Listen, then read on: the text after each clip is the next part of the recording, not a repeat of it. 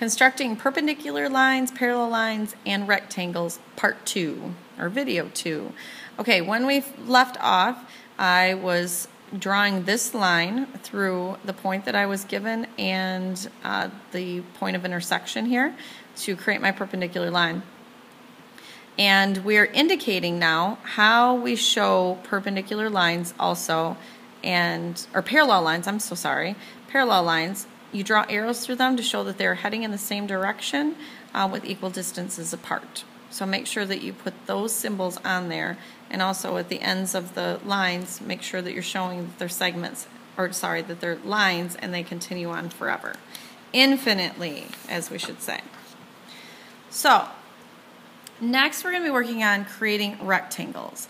And it requires, of course, knowing what a rectangle is, which I'm sure you guys all have great experience with.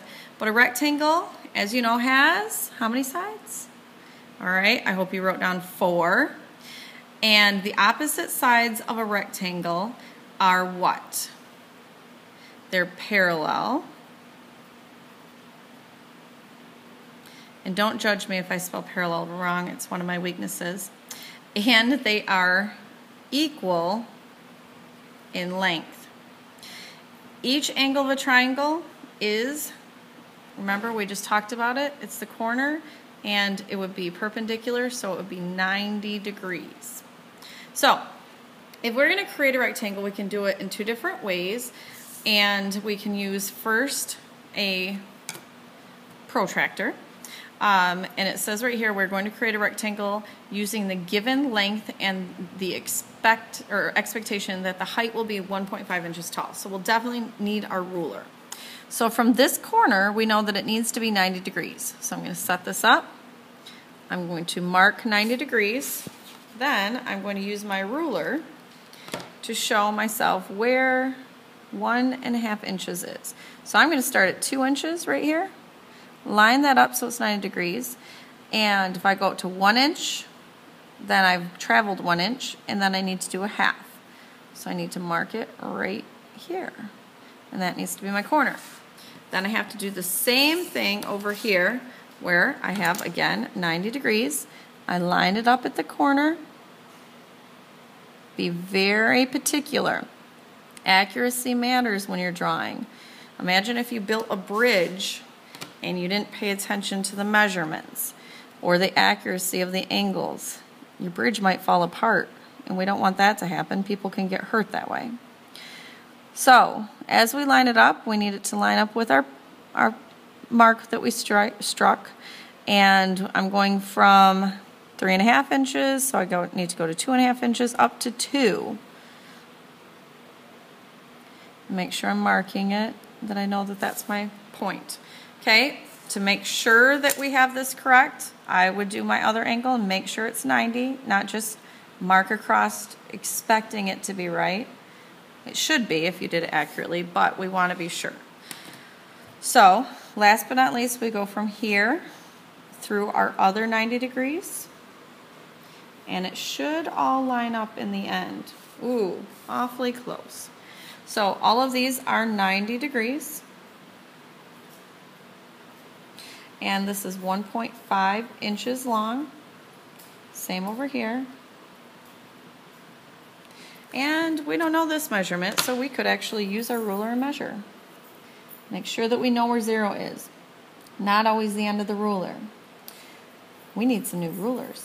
Okay, so this is 3 inches, this is 3.25, and it looks like it goes one more line out, which is 1/16.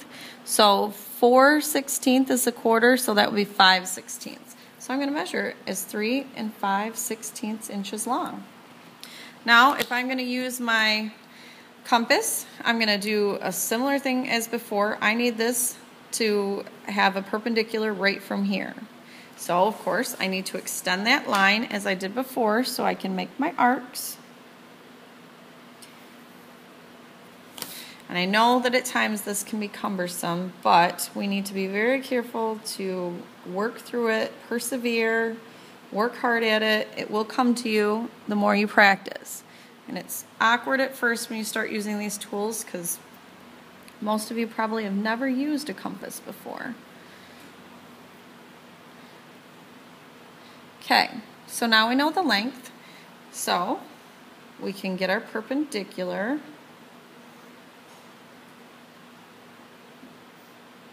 And we needed to do the same thing over here for the 90 degrees, using that. Oops, that's too long. I'll just use the same one. I need to extend my line. I forgot to extend it out the other direction. So we've got the one here, and we need to make an arc out here and extend this line as well.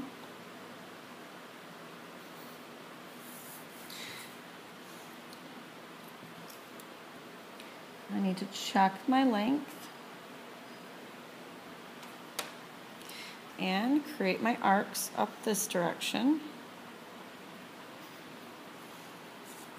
Now I would want to measure where 1.5 inches is. Okay, starting right here, I'll just mark it at 1.5. Know that I have to go to 0. Same thing here. I'm at 1.5. I need to go up to 0. So that's how long my lines have to be. But they also have to line up with where those crossed. So when I make my line, I'm going to stop it here, although my cross section is up there. Same thing over here. Looking for where they cross and going up to that 1.5 inches. At this point, you should feel fairly confident that if you measured right, if something looks wrong, don't do it. I should be able to draw my line straight across, but my ruler is being difficult. But I should double check that these are 90 degrees. And if that's accurate, then you're good. Engineers don't just use one tool, they use multiple tools. So now we have it. We could label this one the same as the other one, but you can fill that in. Keep working hard on this. I know that you're going to do great. Have a good day.